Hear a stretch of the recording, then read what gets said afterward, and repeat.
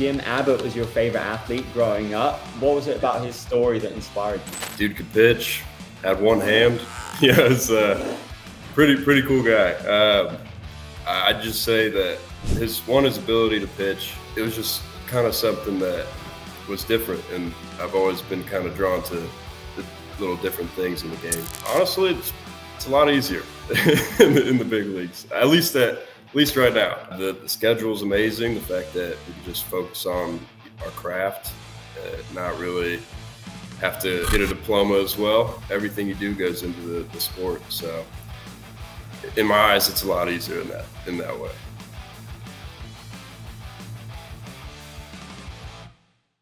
Yes, ladies and gentlemen, a very warm welcome to Tampa Rays draft pick Aidan Cremarosa, one of the most exciting rising arms in the sport of baseball. What's up, Aidan? How you doing? Pretty good. How about yourself? Yeah, good to see you. What are you up to at the moment? Not much. The days are pretty short right now just because it's towards the end of the season. So we just play catch, maybe get a bullpen or two in a week. Other than that, I've just been a lot of reading and playing guitar pretty much. It's been an awesome journey for you. Mountain West Pitcher of the Year, and now with the Tampa Bay Rays. How excited are you for what's ahead? Super excited. Super grateful for the opportunity. Worked really hard. Had the right people around me. So just super excited to see what's next. Cremarosa, 21 years old, already got a nickname. How cool is that? Honestly, it was pretty cool. It's just something that came about. I never really thought about it. I knew the pitch was good. I mean, it got me results, and then they put a name behind it, so it was fun. What was your earliest memory of baseball? Probably, I want to say when I was like 6 or 7. I was in a little league all-star game, and there was actually 2 all-star games that day.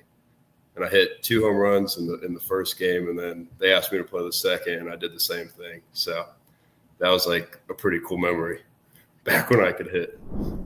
And when did you realize you wanted to be a pitcher? It's always kind of been like a part of my game.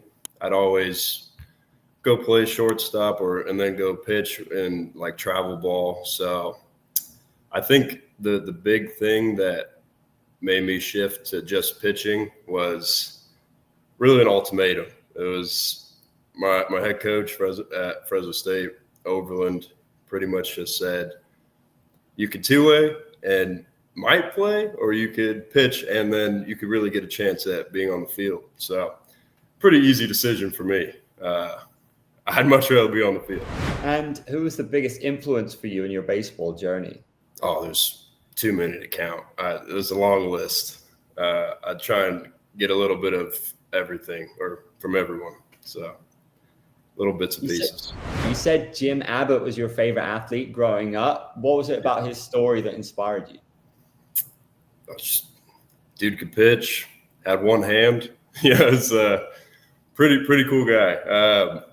I'd just say that just his ability to pitch, and 2, it was just kind of something that was different, and I've always been kind of drawn to the little different things in the game.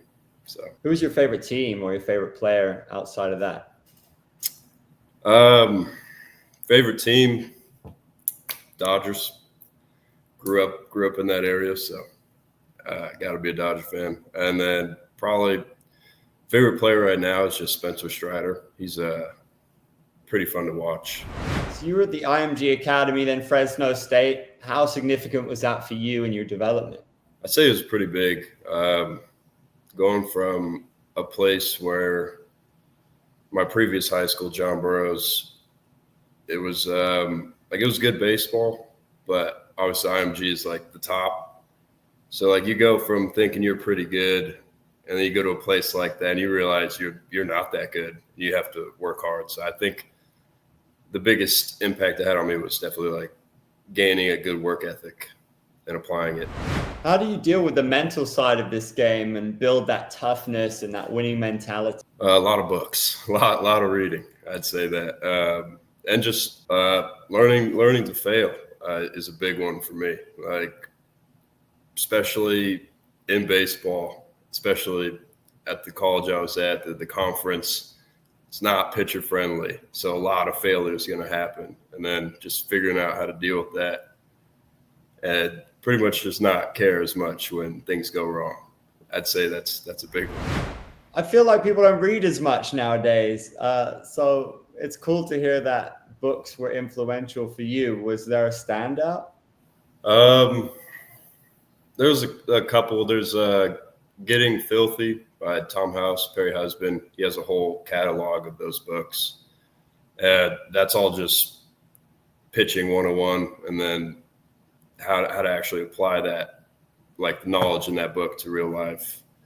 And the one that really stuck out for me right now would be I just read it. It's called The War of Art, which is it's a book on creativity, but there's a lot of things that I could apply to baseball in that book. So those are the two big ones for me. One of the coolest parts of my job getting to interview athletes is, generally speaking, you guys are built different. You have to be the top best of the best, right? So what's the best advice anyone's ever given you on that line? Best advice. Honestly, stay healthy. That's the biggest thing. I work with a guy, Dave Daglow. His last name's pretty difficult. Sorry about that, but and that's kind of the biggest thing. You never want to be seen as, the guy that's injured or like the victim. You always want to give them a reason to keep you on the field, and a big reason would be to stay healthy. So I think getting to this level out, that's the biggest thing that I've noticed is if you're healthy, you play. So if I'm 16, 17 years old, I've got talent, and I come to you, what would you tell me is the best piece of advice, even outside of baseball, for any talented athlete coming up? What's the best thing that you would say personally? Yeah. Find something you really enjoy, be yourself, and follow it no matter what, really. I think a lot of people kind of get into this zone where like they have to do something because it makes them money and stuff like that. But reality, you'd be a lot happier if you just follow the thing you truly love. So I'd say fall in love with something and follow it. Beautiful. I'm with you 100% there, brother. Yeah. Amazing. So Mountain West Pitcher of the Year, that must have been fantastic to hear that, to earn that. What clicked for you? Honestly, I wouldn't have got that if it wasn't for the guys behind me. The title's cool. I definitely won a bet or two. Not actual bets, no money involved, just a friendly banter. But in reality, that it's more of a team effort than anything, winning that. So I'm thankful for the guys that helped me out. What about off the field? What helped you secure a great season? Was everything just in a row, feeling good? Just a lot of spending time together. I truly believe the closer you are as a team, on and off the field, the better chance you have when times get tough and games get close. Kind of towards those later innings, you really find out what type of team you are. So I'd say spending quality time with the fellas was the biggest influence on that. What was it like hearing your name in the draft? Tampa Bay Rays, big out.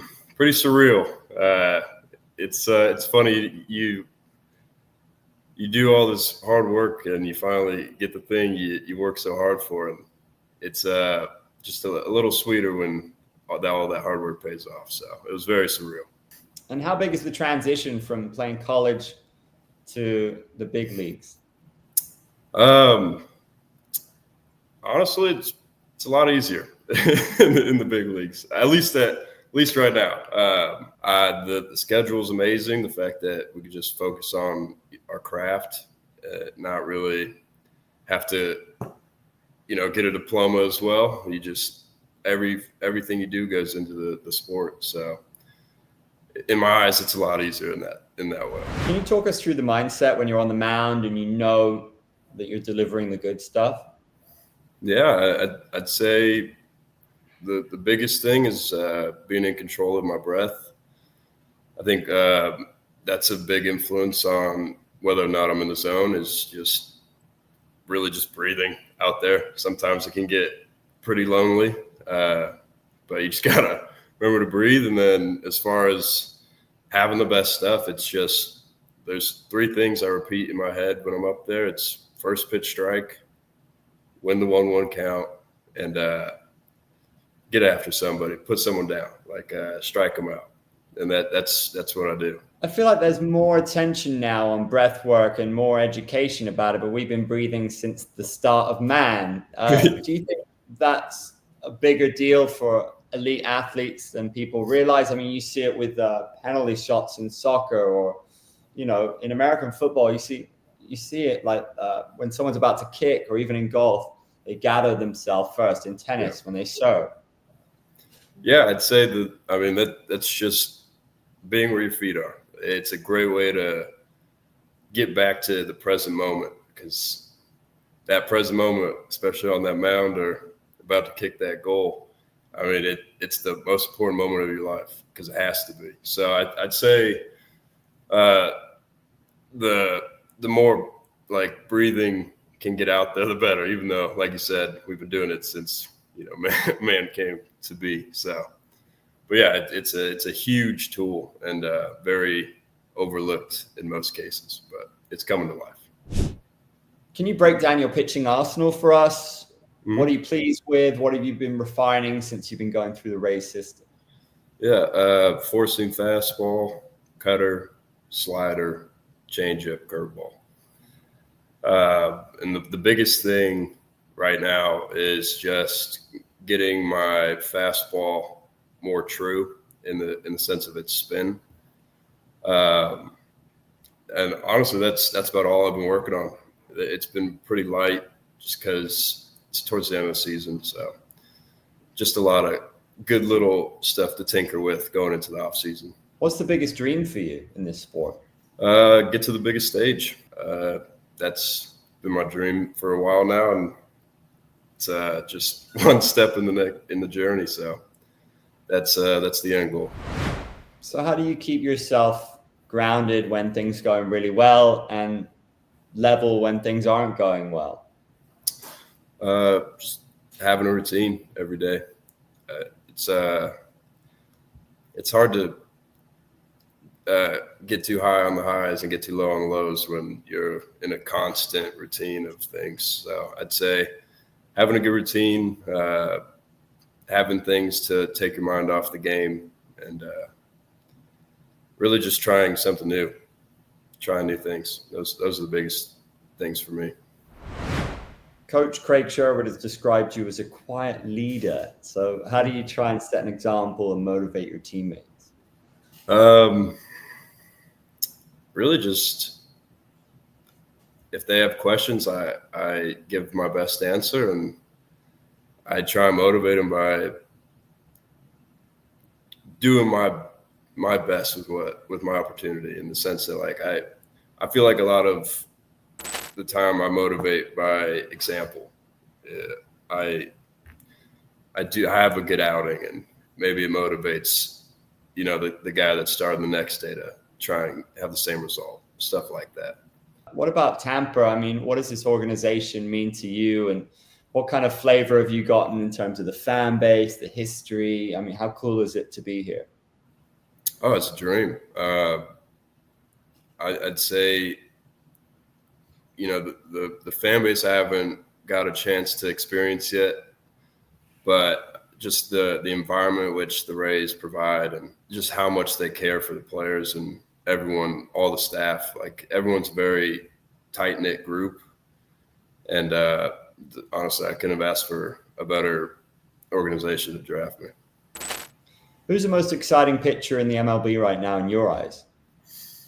In my eyes, I mean, obviously Paul Skeens. I mean, that guy's pretty good. I was just watching the interview Mookie Betts and him did, or it was a podcast, I believe, but I'd have to say him. I mean, it's just masterclass after masterclass, so it's fun to watch. Who's the gold standard in terms of Rays players? Oof. Of all time? Yeah. I think one is Evan Longoria. I mean, that guy was a beast. So I think him for sure. He's posted all over the complex. So it's not easy to miss. What are you most looking to improve at the moment? Fastball velocity for me.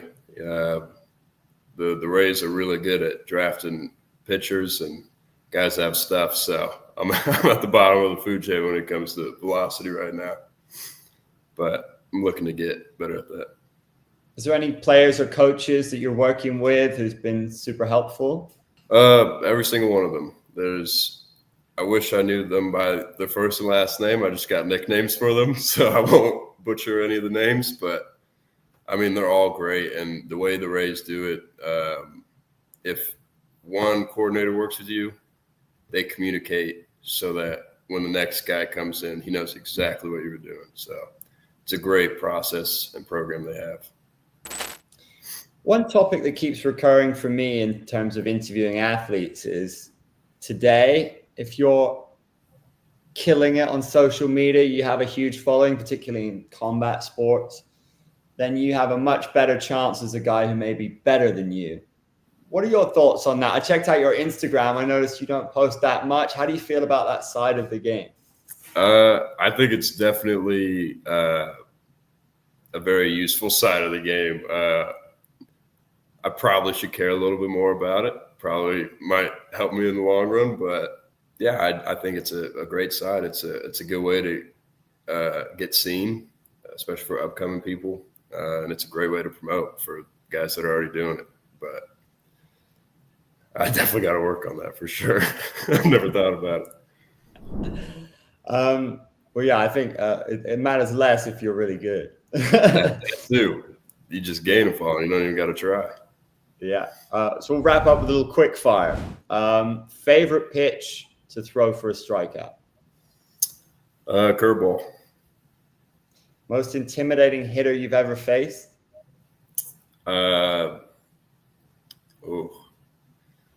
There's a guy on Air Force. Singham was his last name. One, he's plays for the Air Force. That's pretty intimidating. Two, he was one of the best hitters, I think, in college baseball. And he was like the top of his class and everything Air Force related. So that was the most intimidating guy. Oh, sounds cool. What's your go-to walkout song? White House Road by Tyler Children's. Nice. And dream MLB ballpark to pitch in? Fenway. I'd say Fenway. Oldest stadium. Pretty cool. Which current pitcher do you admire the most? World's Chapman. That'd be pretty cool to look like that. Just a big dude. Favorite movie or TV show on the road? Favorite movie or TV show?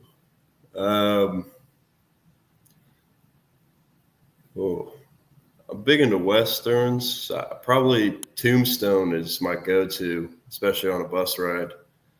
310 to Yuma is another good one. TV show. It's by Larry David.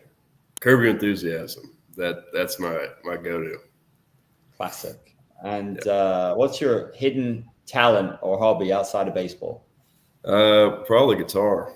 I'd say guitar would be it. Cool. And if you could trade places with any athlete for a day, who would it be?